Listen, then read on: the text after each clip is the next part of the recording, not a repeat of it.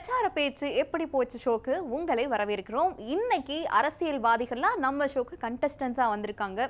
இந்த கண்டஸ்டன்ஸ்லாம் என்னென்ன பேசியிருக்காங்க, அவங்களுக்கு வந்து man of the day award யாருக்கெல்லாம் கொடுக்கலாம் அப்படிங்கிறத இந்த ஷோ மூலமா பார்க்க போறோம்.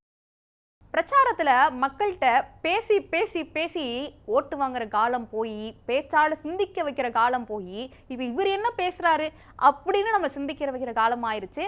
ஸோ அப்படி நம்மளோட ஃபர்ஸ்ட் கண்டஸ்டன்ட் என்ன பேசியிருக்காங்கிறத பார்க்கலாம். இன்னைக்கு திமுக இந்த அளவுக்கு வளர்ந்துருக்குன்னா வேத வச்சது அக்கா. இன்னைக்கு பாஜக தமிழகத்துல இந்த அளவுக்கு வளர்ந்துருக்கு. ஒவ்வொரு இடத்துக்கு போனா பாஜக சொல்லிட்டு இருக்காங்க. ஆனா உங்களுக்கு எல்லாருக்கும் தெரியும், தேவர் மகன்ல ஒரு சீன் வரும். நடிகர் திலகம் சிவாஜி கணேசன் அவர்கள் உலகநாயகன் கமல்ஹாசன் அவர்கள் பார்த்துட்டு, நாளைக்கு நான் மறைந்துருவேன், ஆனா எனக்கு அப்புறம் நீ இருப்ப, உனக்கு அப்புறம் உன் மகன் இருப்பான், உனக்கு அப்புறம் உனக்கு குடும்பம் இருக்கும், அவனுக்கு ஒரு பையன் பிறப்பான், ஆனா விதை வச்சது நான் தானே அப்படின்னு சொல்வாரு. இன்னைக்கு திமுக இந்த அளவுக்கு வளர்ந்துருக்குன்னா விதை வச்சது அக்கா. அவங்க வந்து மாநில தலைவராக இருக்கும்போது எப்படி பணியாற்றுறாங்கன்னா யாராலையும் மறக்கவே முடியாது. ஸோ இன்னைக்கு பாஜக இந்த அளவுக்கு ஒரு ஸ்ட்ராங் பேஸ் இன்னைக்கு தமிழ்நாட்டில் இருக்கு. அதுக்கு காரணம் நிச்சயமாக நம்மளுடைய அக்கா தமிழிசை சவுந்தரராஜன் அவர்கள் இருக்கிறாங்க. எப்பா, நான் பாட்டை பேசிக்கிட்டு இருக்கேன், நீ பாட்டை கொடுக்க இந்த கௌஷிக் வந்தாங்கிற மாதிரி ஒரு வேலையை பார்த்துக்கிட்டு இருக்க, சின்ன தளபதிக்கே கோவம் வர வச்சுட்ட பாத்தியா அப்படின்னு செகண்ட் கண்டஸ்டன்ட்டே கோவப்படுத்தியிருக்காங்க மக்கள். யார் அந்த செகண்ட் கண்டஸ்டன்ட், எதனால கோவப்படுறாருங்கிறத பார்த்துடலாம். கையில வச்சிருக்கக்கூடிய நம்முடைய கூட்டணி கட்சிக்கு பொறுத்து நம்முடைய கழகக்கூடிய ஒரு 10 நிமிஷம் மட்டும் கீழே இறக்குனீங்கன்னா பின்னாடி இருக்கிறவங்களுடைய முகம் தெரிஞ்சு பார்த்து பேசலாம். கையில வச்சிருக்கக்கூடிய நம்முடைய கூட்டணி கட்சிக்கு பொறுத்து நம்முடைய கழகக்கூடிய ஒரு 10 நிமிஷம் மட்டும் கீழே இறக்குனீங்கன்னா பின்னாடி இருக்கிறவங்களுடைய முகம் தெரிஞ்சு பார்த்து பேசலாம். தயவு செய்து ஒரு 5 நிமிஷம் பொடியை மட்டும் இருக்குங்க. நன்றி. எல்லாம் நல்லா இருக்கீங்களா? நீங்க திரும்பி கேட்க மாட்டீங்களா? நீங்க இருக்கும்போது எனக்கு என்ன தர தொடர்ந்து இன்னைக்கு 14ஆம் நாள் பிரச்சாரம் பண்ணி பேசிட்டே இருக்கிறதுனால தொண்டை போயிடுச்சு. தொடர்ந்து சரியில்லை. இருந்தாலும் உங்களை எல்லாம் சந்திச்சு இந்த நிகழ்ச்சியில கலந்து கொடுத்தா நான் மிகுந்த பெருமையா கருதுறேன். உங்களுடைய உற்சாகத்தையும் உணர்வையும் ஆர்வத்தையும் பார்க்கும்போது கண்டிப்பா நீங்க இந்த முறை சின்னத்தில் வாக்களித்து நம்முடைய மிகப்பெரிய வாக்கு வித்தியாசத்துல ஜெயிக்க வைக்க போது நிச்சயமா நம்பலாம். ஸ்டார் தேர்ட் கண்டஸ்டன்ட் சாரி நான் யாரு அதை நீயே சொல்லு அப்படிங்கிற மாதிரியான நம்ம தேர்ட் கண்டஸ்டன்ட் என்ன பேசியிருக்காங்கிறத பார்த்துடலாமா? குடிக்கிற தண்ணி பைப்பு மூலமா கொடுக்க வேண்டும் என்று நினைக்கிறாங்க. பைப் மூலமா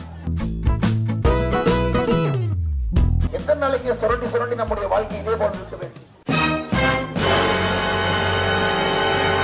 நம்ம 4வது கண்டஸ்டன்ட் பார்த்தீங்கன்னா, தலைவரே இதைத்தான் நாங்களும் கேட்குறோம், நீங்கள் ஏன் பிஜேபி கூட கூட்டணி வைக்கலன்னு அது நீங்களே கொஞ்சம் சொல்லுங்க, ஆனால் என்ன கொஞ்சம் ஜாம் ஆகாமல் சொல்லுங்க தலைவரே அப்படின்னு கேட்டதுக்கு தான் நம்ம 4th கண்டஸ்டன்ட் ஒரு பதில் சொல்லியிருக்காரு. அதை பார்க்கலாம். அவர் தேசிய அவருடைய கஷ்ட நஷ்ட துன்பம் துயரம் வேதனை மத்தியில இருக்க வேண்டும் என்று எண்ணி இருந்தால் நாங்கள் பாரதிய ஜனதா கட்சியோட கூட்டணி வைத்திருப்போமே.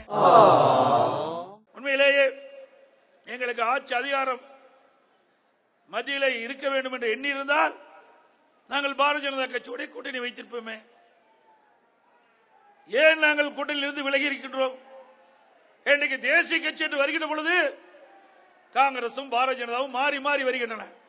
ஆனால் மாநில கட்சிகளை புறக்கணிக்கின்றன. இன்னைக்கு தேசிய கட்சியோடு கூட்டணி வைத்து அதனால் நமக்கு எந்த நன்மையும் பெற முடியவில்லை. அவருடைய ஆட்சிக்கு வந்த பிறகு அவருடைய பார்வை தேசிய அளவில் இருக்கின்றத ஒழிய மாநிலத்தில் அல்ல. ஆனால் ஓட்டு போட்டு தேர்ந்தெடுக்கின்ற மக்கள் மாநில மக்கள், அவர் நம்முடைய எஜமானர்கள். அவர்தான் நம்முடைய வேட்பாளரை வெற்றி பெற்று நாடாளுமன்றத்துக்கு அனுப்பி வைக்கின்றார்கள். ஆகவே தேசிய அளவில் ஒரு சட்டத்தை கொண்டு வருகின்ற பொழுது தமிழ்நாடு பாதிக்கப்படுகின்ற பொழுது அதை நாம் எதிர்த்து குரல் கொடுக்க முடியவில்லை. கூட்டணி தர்மம் என்று தடைபடுகிறது. அந்த நிலையில் மாறுவதற்கு ஓட்டு போட்ட மக்களுக்கு விசுவாசமாக இருந்து நாடாளுமன்றத்தில் செயல்படுவதற்கு தமிழ்நாட்டின் உரிமையை காப்பதற்கு, தமிழ்நாட்டு தேவையான திட்டங்களை பெறுவதற்கு, தமிழ்நாடு வளர்ச்சி பெறுவதற்கு நாடாளுமன்றத்திலே சுதந்திரமாக நம்முடைய கருத்துக்களை எடுத்து சொல்வதற்கு இன்றைக்கு நம் கூட்டணியிலிருந்து விலகி வந்து அதிமுக தலைமையிலே ஒரு பிரம்மாண்டமான வலிமையான கூட்டணியை நாம் அமைத்திருக்கிறோம். இந்த ஆட்டம் ஆடுறாங்களே, இந்த குத்து குத்துறாங்களே, எந்த ஒரு காரியங்களா இருப்பாங்க அப்படிங்கிற மாதிரி நமக்கே ஒரு டவுட் வந்துருச்சு. ஏன்னா நம்ம 5th கண்டஸ்டன்ட் எல்லா கண்டஸ்டன்ட்டையும் விட கொஞ்சம் டிஃப்ரெண்ட்டு, அது கொஞ்சம் எக்ஸ்ட்ரா கரிக்குலர் ஆக்டிவிட்டீஸ்லாம் கொஞ்சம் அதிகம். அதனால இப்படியெல்லாம் போய் வாக்கு சேகரிக்க ஆரம்பிச்சிருக்காங்க. அப்படி என்ன பண்றாங்கிறத நாமளே பார்க்கலாம்.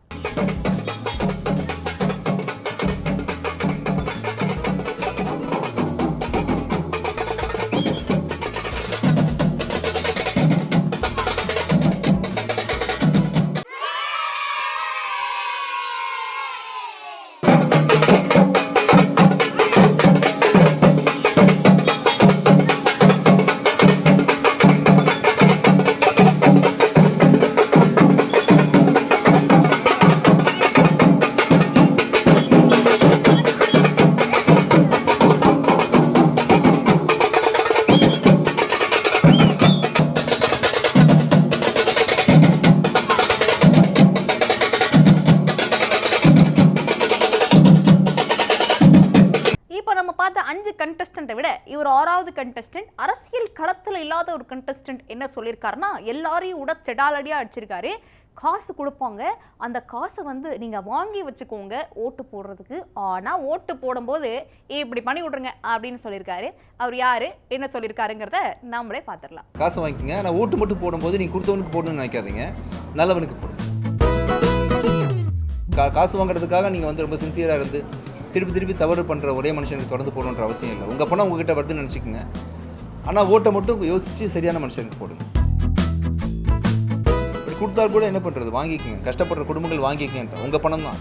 நாளைக்கு வந்து நான் சொன்ன மாதிரி நம்ம நிலைமை நமக்கு தெரியும்.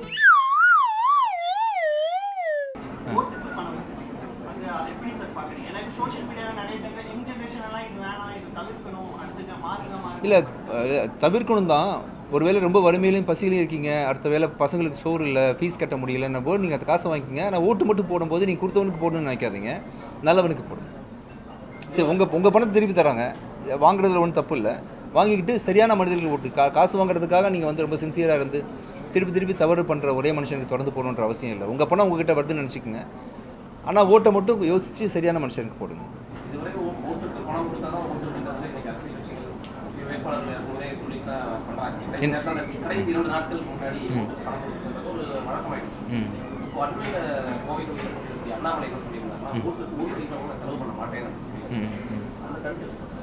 சந்தோஷம் தான், கொடுக்கலாம் பரவாயில்ல தான். பட் கொடுத்தா கூட என்ன பண்ணுறது, வாங்கிக்கோங்க. கஷ்டப்படுற குடும்பங்கள் வாங்கிக்கங்க, உங்கள் பணம் தான். நாளைக்கு வந்து நான் சொன்ன மாதிரி நம்ம நிலைமை நமக்கு தெரியும். ஆனால் மனசாட்சிப்படி ஓட்டு போடுங்க, நல்லவங்களுக்கு ஓட்டு போடுங்க. வாங்காமல் இருக்கிறதுக்கு சார் கொடுக்காம இருந்தால் சந்தோஷம் தான். அப்புறம் என்னப்பா, இன்னைக்கு எல்லா கண்டஸ்டன்ட் பேசினதையும் பார்த்துருப்பீங்க. நாங்கள் வந்து man of the day award இந்த கண்டஸ்டன்ட் கொடுக்கலான்னு இருக்கோம். நீங்கள் யாருக்கு கொடுக்கலாம் அப்படிங்கிறத கீழே கமெண்ட் செக்ஷனில் சொல்லுங்கள்.